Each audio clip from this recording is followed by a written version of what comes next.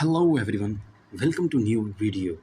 In this tutorial, I'm going to teach you how to save the Insta Reel in your gallery.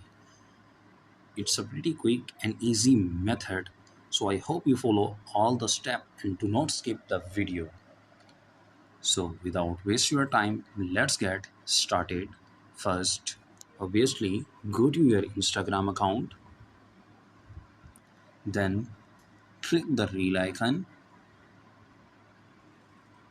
choose any reel as like I choose this one. Click the share button, and now you can see the third options, download. It's a pretty quick and easy method. Just click the download button and boom, your reel is on your gallery. If the download button is not show in your mobile phone on Instagram, then click Play Store,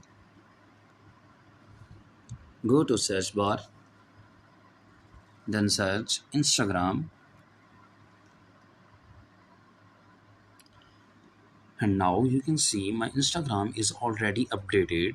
So update your Instagram, then the download options is it on your Instagram. I hope this video is helpful to you. Please subscribe my channel and like my video.